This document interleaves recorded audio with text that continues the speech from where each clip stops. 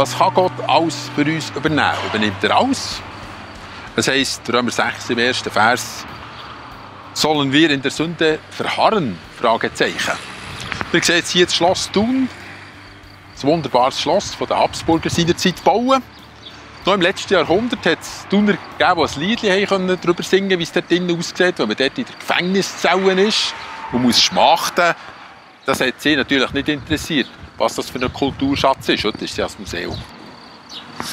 Ganz sicher redet die Bibel von der Sünde im Sinne von einem Gefängnis. Da ist man einfach drin, man kann nicht einfach raus.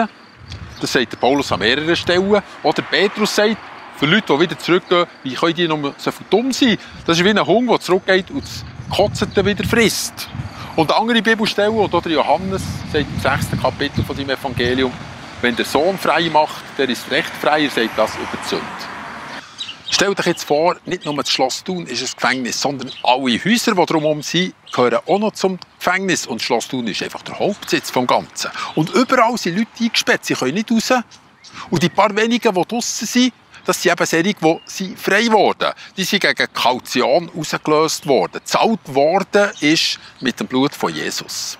Menschen, die von der Sünde freigekauft wurden, es gibt ein paar, die nicht mit dem Gefängnis sind und die dürfen sich frei bewegen.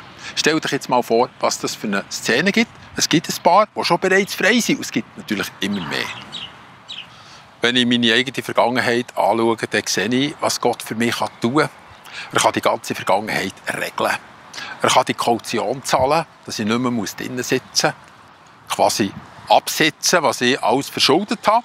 Das sind unbewusste Sünden, das sind bewusste, aber verdrängte Sünden, das sind Unterlassungssünden, das sind Tatsünden, Unrecht, das ich gemacht habe. Das gehört alles dort in das Bild hinein. Und das kann er tun für mich. Und er kann mir sagen, hier ist offen, die Tür ist offen, mein Sohn sitzt an dieser Stelle, ist übrigens eine Todeszelle. Ich schaue zurück und sehe, was Gott für mich tun kann. Alles Entscheidende hat er für mich tun. Ich darf frei sein. Ich bin nicht mehr in einem Gefängnis. Ich bin nicht mehr Knecht von der Sünde. Sein Geist lebt in mir. Und ich schaue vorne und sehe, dass Gott etwas nicht tun für mich. Nämlich, er kann mir die Freiheit nicht abnehmen, die er mir geschenkt hat. Er will sie auch nicht abnehmen. Es ist eine Freiheit, es ist eine Verantwortung, dass ich nicht mehr zurück in das Gefängnis gehe. Das kann er mir nicht abnehmen. Das kann er nicht für mich tun. Er kann nicht garantieren, dass ich keine Fehlentscheidung mehr treffe.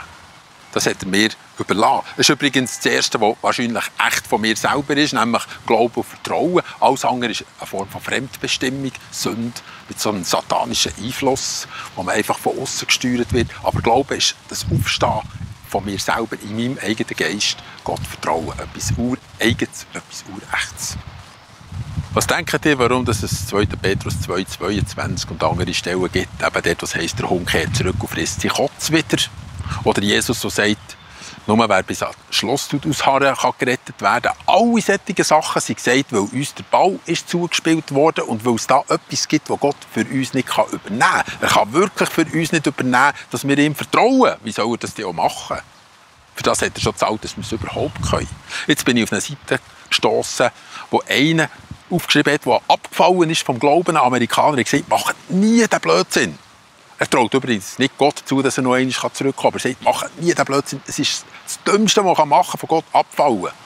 Weil das, was er uns geschenkt hat, wenn das dann untergraben wird, dann haben wir nachher nicht mehr nur noch Schmach und Scham und ein schlimmes Ende vor Augen. Es gibt also nicht nur die Apostel, die das sagen, es gibt sogar heutige Leute. Aber ich behaupte, auch der hat noch mal eine Vergangenheit, die er mal Gott zurückgeben kann. Und auch der hat noch mal eine Zukunft, die er aber selber in die Finger nehmen müsste.